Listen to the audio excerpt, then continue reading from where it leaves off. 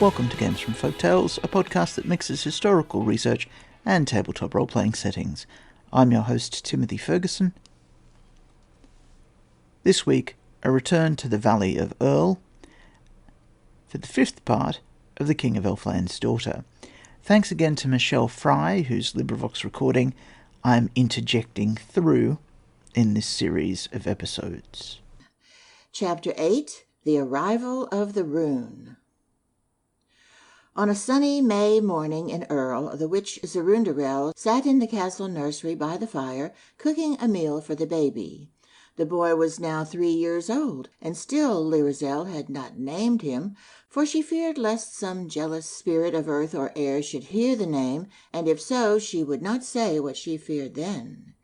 And Alveric had said he must be named. Speaking of names, I can't believe I missed this before. Alveric's name is filled with portents. Alf is the Old English for elf, and Eric is from Yorick, the Middle English, and from the Norse, Erikia. The start of it, EI, means ever, and Rikia means ruler, so his name basically means immortal ruler of the elves. Even if you don't use the rest of this, it's a great NPC name.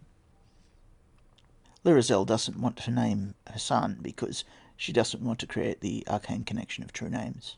And the boy could bowl a hoop, for the witch had gone one misty night to her hill and had brought him a moon halo, which she had got by enchantment at moonrise, and had hammered it into a hoop, and had made him a little rod of thunderbolt iron with which to beat it along. Hoop rolling is one of the few childhood games which has fallen close to extinction in the West. It was considered a martial sport in ancient times and was played by university students in Cambridge right up until the 19th century. The tendency of small boys to use their hoops to bash the shins of the gentry and break the legs of horses led to their denunciation in some quarters. Moon halos are caused by ice crystals. There's something symbolic there in that it has a circle of ice and his mother wore a crown of ice. I'm not sure what to do with that right now, but I want to flag it. And now the boy was waiting for his breakfast, and there was a spell across the threshold to keep the nursery snug, which Zerundarel had put there with a wave of her ebon stick, and it kept out rats and mice and dogs, nor could bats sail across it. And the watchful nursery cat it kept at home, no lock that blacksmiths made was any stronger. So that's a broad ward. It apparently doesn't penetrate magic resistance, however, as we shall soon see. Suddenly, over the threshold and over the spell, the troll jumped somersaulting through the air and came down sitting. The crude wooden nursery clock hanging over the fire stopped its loud tick as he came, for he bore with him a little charm against time, with strange grass around one of his fingers, that he might not be withered away in the fields we know. For well the Elf King knew the flight of our hours. 4 years had swept over the fields of ours, while he had boomed down his brazen steps and sent for his troll, and given him that spell to bind round one of his fingers. So the time dilation is quite severe. Note that the charm of grass may remain in the game world. It's not that time actually stops, it creates a tiny timeless bubble around the wearer. "What's this?" said Zerundarel. That troll knew well when to be impudent, but looking in the witch's eyes saw something to be afraid of, and well he might, for those eyes had looked in the Elf King's own. Therefore he played, as we say in these fields, his best card, and answered, "A message from the King of Elfland." "Is that so?" said the old witch. "Yes, yes," she added more lowly to herself, "that would be for my lady. Yes, that would come." The troll sat still on the floor, fingering the roll of parchment, inside of which was written the rune of the King of Elfland. Then over the end of his bed, as he waited for his breakfast, the baby saw the troll and asked him who he was and where he came from and what he was able to do. When the baby asked him what he was able to do, the troll jumped up and skipped about the room like a moth on a lamp-lit ceiling. From floor to shelves and back and up again he went with leaps like flying. The baby clapped his hands. The cat was furious. The witch raised her ebon stick and made a charm against leaping. but it could not hold the troll. So fairies can speak to babies. Note that the witch can't get through his magical resistance, perhaps, or maybe leaping is a non-magical power, just a thing of the nature of the form of his body. Alternately, since he's an incarnation of the will of the King of Elfland, he may carry his protection. A third option is that the rune itself twists things so that it must be delivered. In that sense, it's a daemon, like most spells. He leaped and bounced and bounded, while the cat hissed all the curses that the feline language knows, and Zerundarel was wrath not only because her magic was thwarted, but because with mere human alarm she feared for her cups and saucers, and the baby shouted all the while for more. And all at once the troll remembered his errand and the dread parchment he bore. "Where is the Princess Lyrazel?" he said to the witch. And the witch pointed the way to the princess's tower, for she knew that there was no means nor power she had by which to hinder a rune from the King of Elfland. And as the troll turned to go, Lyrazel entered the room. He bowed all low before this great lady of Elfland, and with all his impudence in a moment lost, kneeled on one knee before the blaze of her beauty, and presented the Elf King's rune. The boy was shouting to his mother to demand more leaps from the troll as she took the scroll in her hand. The cat with her back to a box was watching alertly. Zerundarel was all silent. And then the troll thought of the weed-green tarns of Elfland in the woods that the trolls knew. He thought of the wonder of the unwithering flowers that time has never touched, the deep, deep color and the perpetual calm. His errand was over, and he was weary of earth. For a moment nothing moved there but the baby, shouting for new troll antics and waving his arms. Lyrazel stood with the elfin scroll in her hand. The troll knelt before her. The witch never stirred. The cat stood watching fiercely. Even the clock was still. Then the princess moved, and the troll rose to his feet. The witch sighed, and the cat gave up her watchfulness as the troll scampered away. And though the baby shouted for the troll to return, it never heeded, but twisted down the long spiral stairs, and slipping out through the door was off towards Elfland. As the troll passed over the threshold, the wooden clock ticked again. Lyrazel looked at the scroll and looked at her boy, and did not unroll the parchment, but turned and carried it away, and came to her chamber and locked the scroll in a casket and left it there unread. For her fears told her well, the most potent rune of her father, that she had dreaded so much as she fled from his silver tower and heard his feet go booming up the brass, had crossed the frontier of twilight, written upon the scroll, and would meet her eyes the moment she unrolled it and waft her thence. Theoretically, that rune can wait forever in the casket. Pity the descendant who opens the box and reads the scroll. When the rune was safe in the casket, she went to Alvaric to tell him of the peril that had come near her. But Alvaric was troubled because she would not name the baby, and asked her at once about this. And so she suggested a name at last to him, and it was one that no one in these fields could pronounce, an elvish name full of wonder, and made of syllables like birds' cries at night. Alvaric would have none of it. And her whim in this came, as all whims she had, from no customary thing of these fields of ours, but sheer over the border from Elfland, sheer over the border with all wild fancies that rarely visit our fields. And Alvaric was vexed with these whims, for there had been none like them of old in the castle of Earl. None could interpret them to him, and none advise him. He looked for her to be guided by old customs. She looked only for some wild fancy to come from the southeast. He reasoned with her with the human reason that folk set much store by here, but she did not want reason. And so when they parted, she had not after all told anything of the peril that had sought her from Elfland, which she had come to Alvaric to tell. She went instead to her tower and looked at the casket, shining there in the low late light, and turned from it and often looked again, while the light went under the fields and the gloaming came, and all glimmered away. She sat then by the casement, open towards eastern hills, above whose darkening curves she watched the stars. She watched so long that she saw them change their places. For more than all things else that she had seen since she came to these fields of ours, she had wondered at the stars. She loved their gentle beauty, and yet she was sad as she looked wistfully at them, for Alvaric had said that she must not worship them. How, if she might not worship them, could she give them their due? Could she thank them for their beauty? Could she praise their joyful calm? And then she thought of her baby.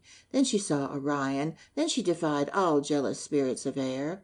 And looking toward Orion, whom she must never worship, she offered her baby's days to that belted hunter, naming her baby after those splendid stars.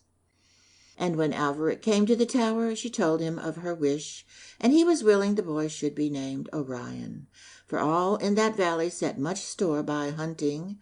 And the hope came back to Alvaric, which she would not put away, that being reasonable at last in this, she would now be reasonable in all other things, and be guided by custom, and do what others did, and forsake wild whims and fancies that came over the border from Elfland. And he asked her to worship the holy things of the friar, for never had she given any of these things their due, and knew not which was the holier, his candlestick or his bell, and never would learn for aught that Alvaric told her. And now she answered him pleasantly, and her husband thought all was well. But her thoughts were far with Orion, nor did they ever tarry with grave things long, nor could tarry longer amongst them than butterflies do in the shade. This is that flaw that we mentioned before. She can't learn mortal skills, like folklore or theology. All that night the casket was locked on the rune of the king of Elfland. And next morning Florizel gave little thought to the rune, for they went with the boy to the holy place of the friar, and Zerundarel came with them, but waited without. And the folk of Earl came too, as many as could leave the affairs of man with the fields, and all were there of those that had made the parliament, when they went to Alvaric's sire in the long red room. And all of these were glad when they saw the boy, and marked his strength and growth, and muttering low together as they stood in the holy place, they foretold how all should be as they had planned. And the friar came forth, and standing amongst his holy things, he gave to the boy before him the name of Orion, though he sooner had given some name of those that he knew to be blessed. And he rejoiced to see the boy, and to name him there, for by the family that dwelt in the castle of Earl, all these folk marked the generations, and watched the ages pass, as sometimes we watch the seasons go over some old known tree. And he bowed himself before Alvaric, and was full courteous to Florizel. Yet his courtesy to the princess came not from his heart, for in his heart he held her in no more reverence than he held a mermaid that had forsaken the sea. And the boy came even so by the name of Orion. And all the folk rejoiced as he came out with his parents, and rejoined Zerundarel at the edge of the holy garden. And Alvaric, Florizel, Zerundarel, and Orion all walked back to the castle. And all that day Florizel did nothing that caused anybody to wonder, but let herself be governed by custom and the ways of the fields we know. Only when the stars came out and Orion shone, she knew that their splendor had not received its due, and her gratitude to Orion yearned to be said. She was grateful for his bright beauty that cheered our fields, and grateful for his protection, of which she felt sure for her boy, against jealous spirits of air. And all her unsaid thanks so burned in her heart that all of a sudden she rose and left her tower, and went out to the open starlight, and lifted her face to the stars and the place of Orion, and stood all dumb, though her thanks were trembling upon her lips, for Alvaric had told her one must not pray to the stars. With face upturned to all that wandering host, she stood long silent, obedient to Alvaric. Then she lowered her eyes, and there was a small pool glimmering in the night, in which all the faces of the stars were shining. To pray to the stars, she said to herself in the night, is surely wrong. These images in the water are not the stars. I will pray to their images, and the stars will know. In Ars Magica, Orion is a particularly powerful astral daemon, but he's very difficult to attract the attention of so that he gives you some sort of personal service.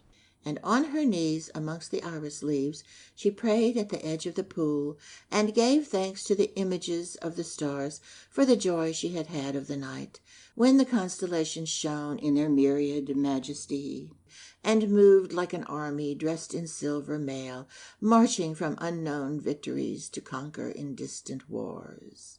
She blessed and thanked and praised those bright reflections shimmering down in the pool, and bade them tell her thanks and her praise to Orion, to whom she might not pray. It was thus that Alvaric found her, kneeling, bent down in the dark, and reproached her bitterly. She was worshipping the stars, he said, which were there for no such purpose, and she said she was only supplicating their images. She's hit a fine point of theology there. In some places, in some denominations, you can venerate saints as a separate spiritual act from worship and consider their icons, their representations, to be blessed without being heretical. We may understand his feelings easily, the strangeness of her unexpected acts, her contrariness to all established things, her scorn for custom, her wayward ignorance jarred on some treasured tradition every day. The more romantic she had been far away over the frontier, as told of by legend and song, the more difficult it was for her to fill any place once held by the ladies of that castle, who were versed in all the lore of the fields we know. And Alvaric looked for her to fulfill duties and follow customs which were all as new to her as the twinkling stars. But Lyrazel felt only that the stars had not their due, and that custom or reason or whatever men set store by should demand that thanks be given them for their beauty, and she had not thanked them even, but had supplicated only their images in the pool. That night she thought of Elfland, where all things were matched with her beauty, where nothing changed, and there were no strange customs, and no strange magnificences like these stars of ours, to whom none gave their due. She thought of the elfin lawns and the towering banks of the flowers, and the palace that may not be told of but only in song. Still locked in the dark of the casket, the rune bided its time.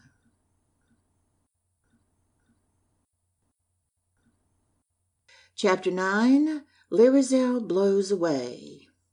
This chapter is not one we can dig as easily into for role-playing material. I'm going to include it in full only because it seems odd, 9 chapters in, to start cutting chunks out of the narrative.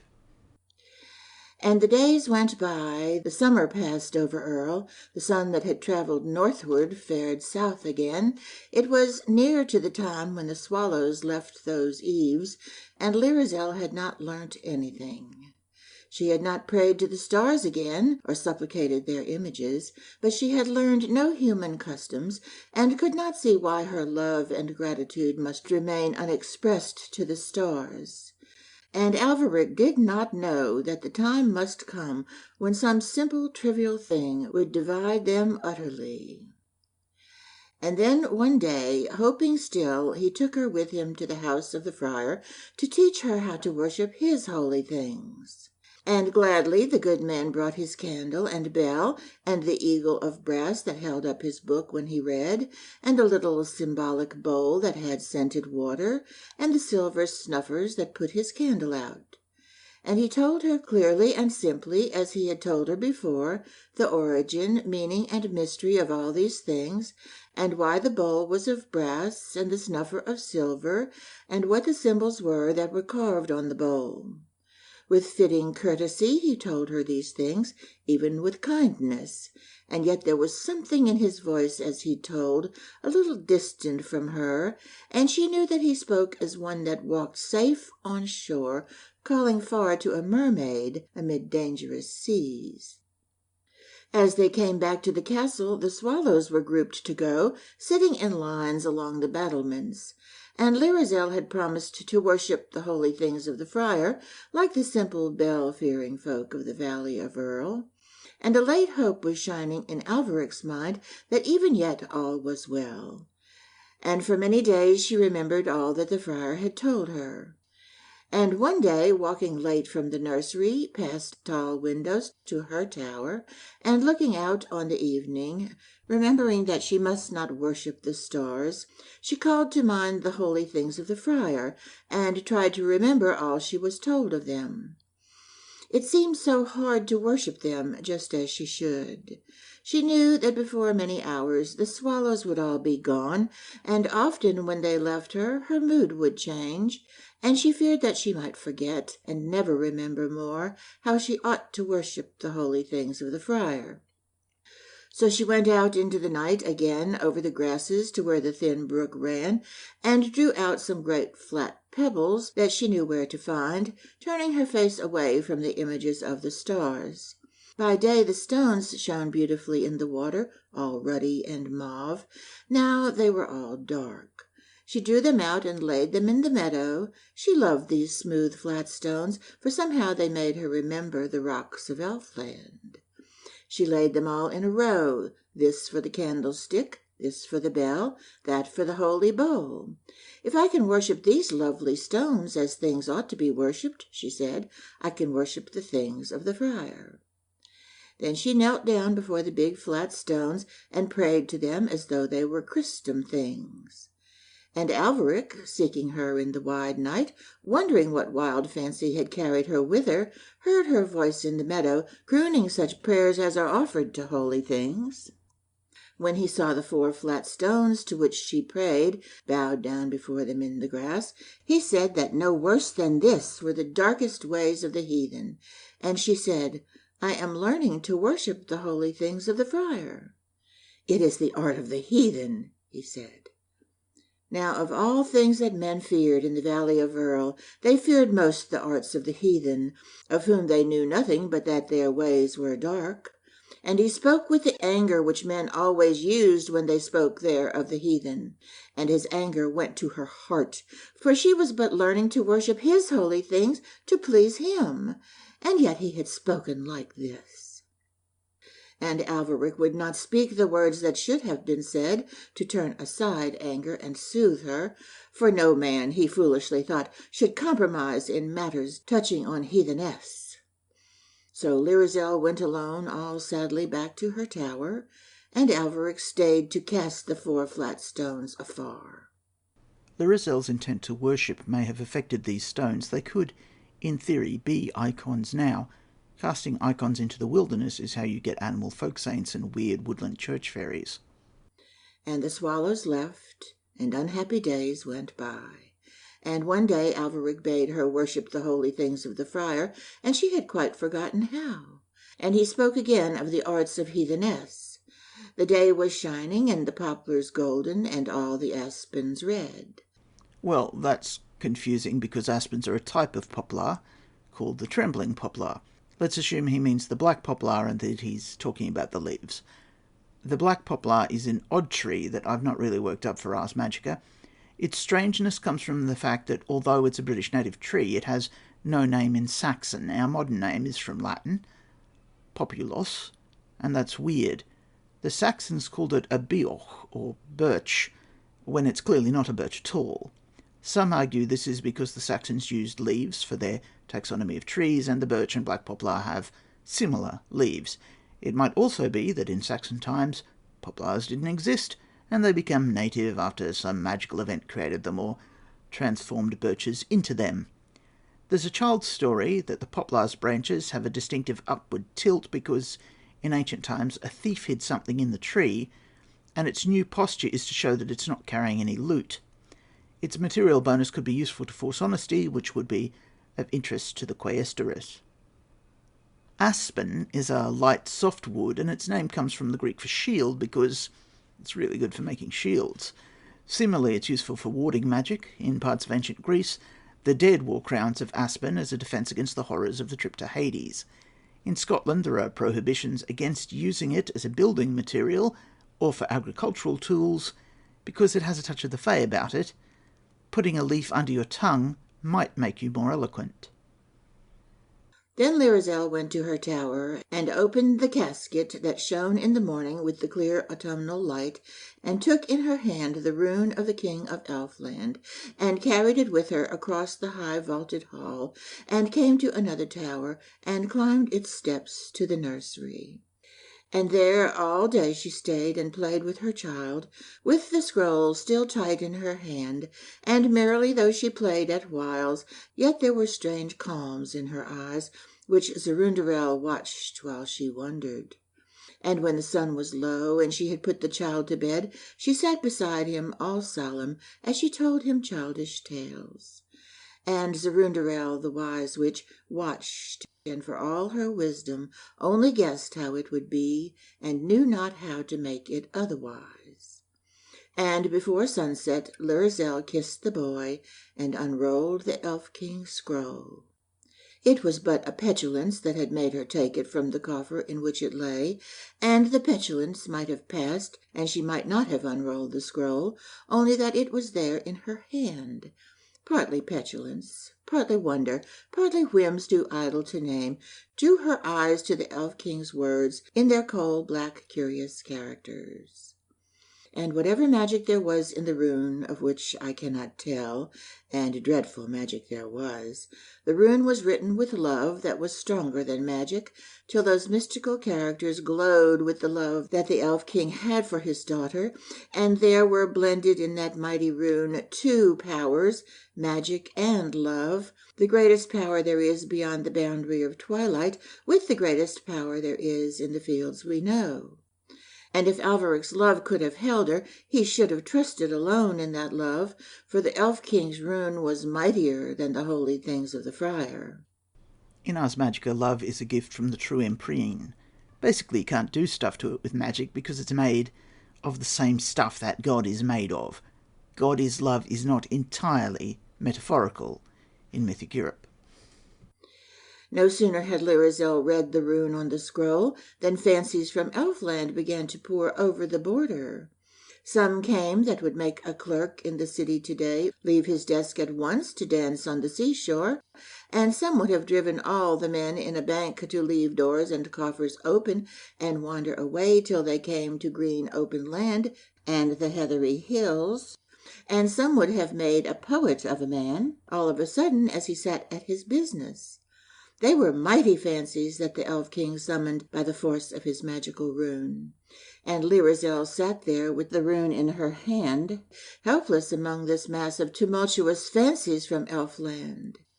And as the fancies raged and sang and called more and more over the border, all crowding on one poor mind, her body grew lighter and lighter. Her feet half rested, half floated upon the floor. Earth scarcely held her down, so fast was she becoming a thing of dreams. No love of hers for earth, or of the children of earth for her, had any longer power to hold her there. There's a question as to if fairies can have the true love virtue because of the insolvent problem. That is, do they have the capacity to love given that they are basically meat mechanicals? The Church had occasional debates about this with regard to animals. Can a dog love its master, given that it is only a dog and not ensouled? Folk tradition, which goes so far as to create animal saints, verges on belligerent on this issue of the salvation of animals. The medieval theological view is that there are clearly no puppies or kittens in heaven. The medieval folk view is, speaking broadly, that this is not what we signed up for. And now came memories of her ageless childhood beside the tarns of Elfland, by the deep forest's border, by those delirious lawns, or in the palace that may not be told of except only in song. She saw those things as clearly as we see small shells in water, looking through clear ice down to the floor of some sleeping lake, a little dimmed in that other region across the barrier of ice. So, too, her memories shone a little dimly from across the frontier of Elfland. Little queer sounds of elfin creatures came to her, scents swam from those miraculous flowers that glowed by the lawns she knew. Faint sounds of enchanted songs blew over the border and reached her seated there. Voices and melodies and memories came floating through the twilight. All Elfland was calling. Then, measured and resonant and strangely near, she heard her father's voice. She rose at once, and now earth had lost on her the grip that it only has on material things, and a thing of dreams and fancy and fable and fantasy, she drifted from the room.